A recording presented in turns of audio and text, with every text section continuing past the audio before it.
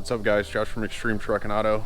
Today we're going to be breaking down one of the rough country joints. This has actually been a pretty requested video by people when it comes to, they want to know why these joints go bad. I have broken down one in the past. I didn't do it on camera, but I'm going to do this real quick for you guys so that way you can see kind of why these things suck. So honestly, when it comes to any of this style of joint, these garbage rough country X joints, the Jonny Joint, you know, Barnes Off-Road has their own version of it. They're all pretty similar in the way they kind of break down. It's not necessarily the exact same through all of them, but if you guys look right in here, we have a little snap ring. Got my snap ring pliers out, so I'm gonna pop this out. This may take me a second. Sometimes they can be a little bit of a butt, but once when we get it out, I'll show you guys kind of pulling everything apart and what goes where and all that good stuff.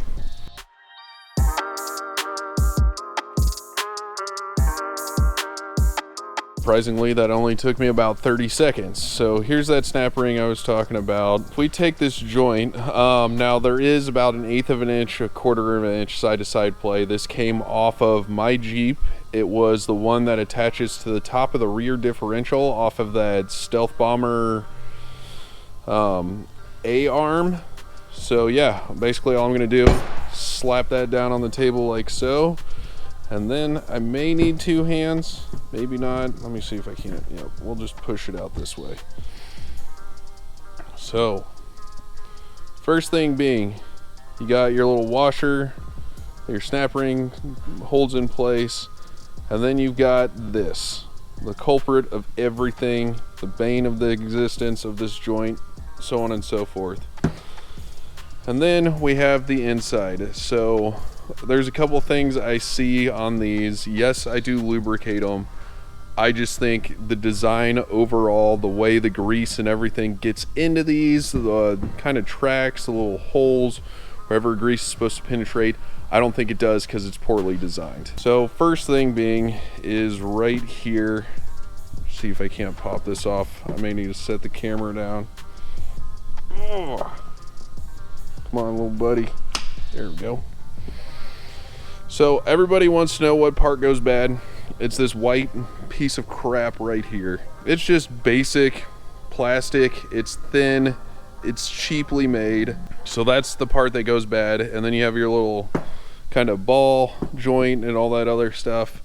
And then in here you have the main joint with, I'm not sure if you guys can see it.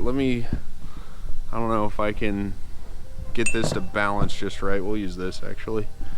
But inside there is a little track that is supposed to allow grease to kind of penetrate everything.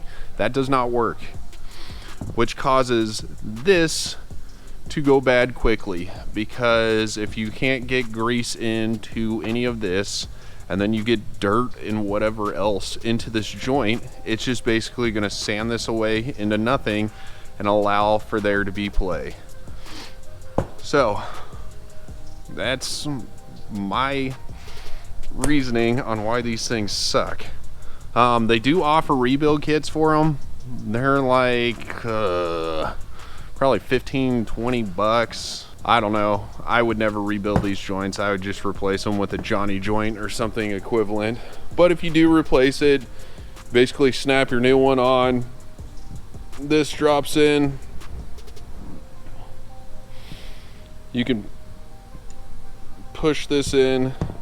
It's a little bit of a process. Just give it a few whacks. There you go.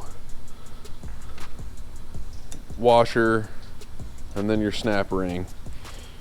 But yeah, it's kind of my thought process and everything that I was seeing when it comes to these things going bad. Now keep in mind, I grease mine probably every, I don't know, we'll say 6,000 miles. I'd put at least a little pump of grease, and this thing doesn't look like it was greased at all, which is frustrating to me.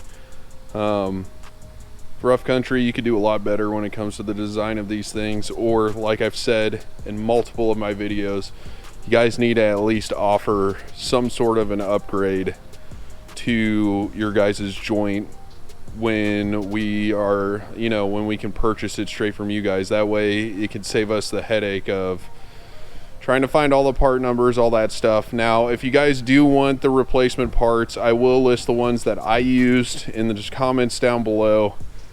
Here's the one that I actually replaced it with. It's the CE 9114 from Rock Jock Jonny Joints. There are 5 of those. You got the 2 lower fronts, the 2 lower rears, and then the A-arm in the back. I'll list a couple of the other things. Now, fortunately for me, I haven't had any issues with the rubber bushings. I've heard they can go bad. My experience, they're still going strong. I had the A-arm out the other day, obviously, to replace this joint. They looked fine. No issue there. But yeah, if you guys want to see more, want to have a discussion over this, let's do it in the comments. But yeah, that's kind of why these things suck. They need to redesign how the grease and everything can flow through these. They need to redesign this little plastic bushing thing. Do I think they will? No, honestly, I don't. Is this a good kit? It is. I still think it's a decent kit. I think it's a good entry-level kit. Now, if you're gonna build a rock crawler and go bounce this thing off of rocks and whatever else, I wouldn't necessarily recommend this kit. But if you're looking for looks or just some light-duty off-roading, overlanding, kind of stuff like that, then yes, I would recommend this kit. Just keep in mind, you are going to be replacing these within 2 years. I think I did all mine. Still gonna be substantially cheaper than a lot of the other kits out there. So you know, kind of put into it what you want. If you want to, you know, go drop $4,000 to $6,000 on a lift kit for your $2,000 vehicle, by all means, go do it. Please do.